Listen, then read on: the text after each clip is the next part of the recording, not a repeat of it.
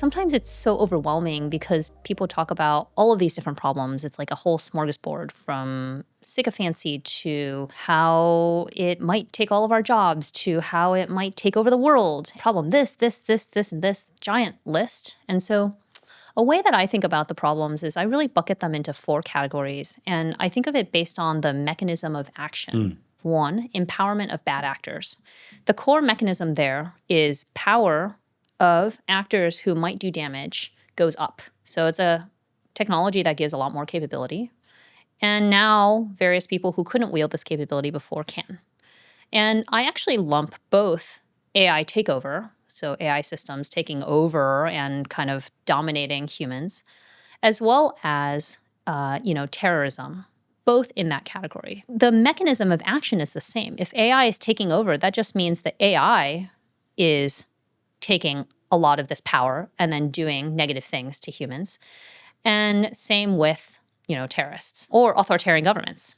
The reason why it's helpful to think about that mechanism of action is that it's very generative for solutions. So giving power to actors who are antisocial, I can think, okay, in the solution space, there are a couple things I can do. 1, I can take away that power somehow, so prevent antisocial actors from getting that power. So that's like a whole bucket of solutions.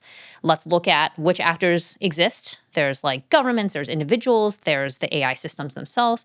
And then let's look at how we can prevent them from getting power. And so that might be all forms of, know your customer laws or safety research or things like that.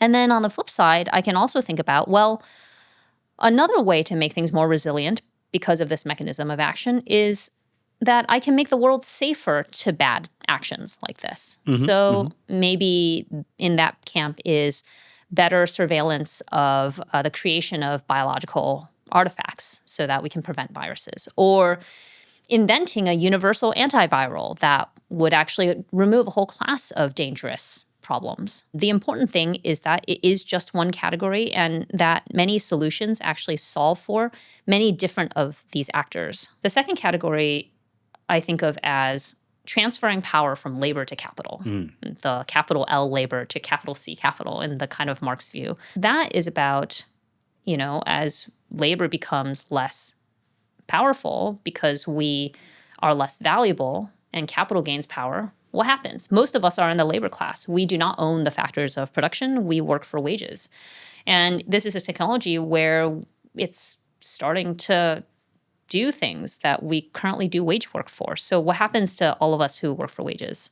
There's the kind of like immediate, somewhat alarming effect of that, of losing jobs. But there's, to me, the long-term, somewhat alarming effect of this, which is that you have this kind of like constant power transfer from labor to capital. That is a forever thing. The ability to be productive depends on capital, right? Like, this is a really abstract way of saying, like, I show up to work and like the capital I bring in my laptop, right? Like I could get to work without it. It would be hard to do Slack, but it is. But for the most part, I'm bringing the labor. Maybe the day's going to come that the laptop matters way more than I do, and then that's a really different world. That's a really depends different on world. who owns it. Exactly. Actually, that's a really good way of putting it, which is the transfer of power from labor to capital is equivalent to the transfer of usefulness from me to my laptop. Yeah. So what happens in a world where the laptop's way more useful than I am? I've never looked suspiciously at this thing before. That's right.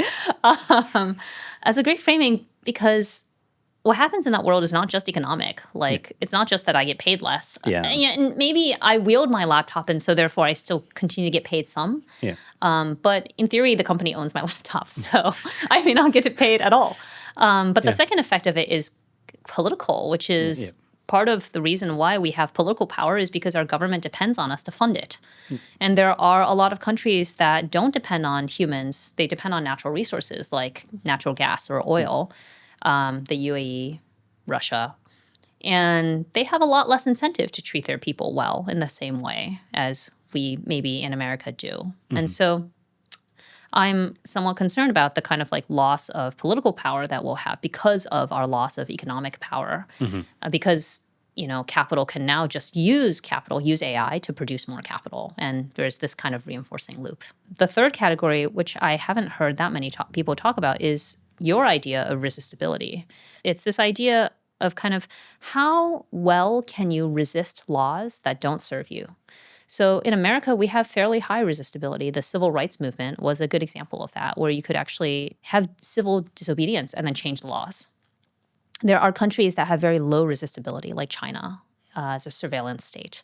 One thing that we're concerned about is kind of going into a future where the resistibility of humans against automated systems, either controlled by themselves or controlled by other people, Hmm.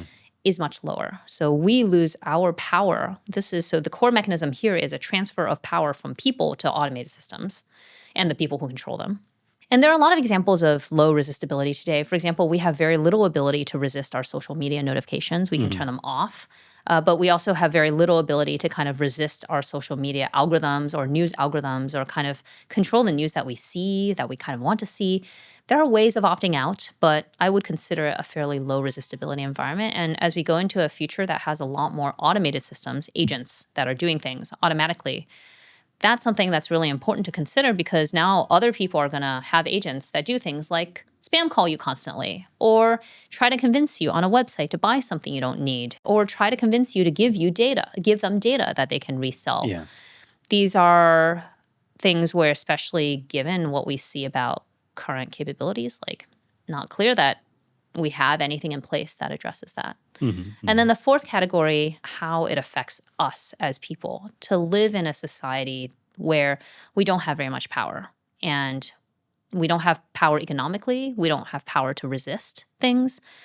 We end up kind of disempowered and, in the best case, infantilized. Hmm. That is scary because I think there is a deep sense of learned helplessness that happens as we lose power.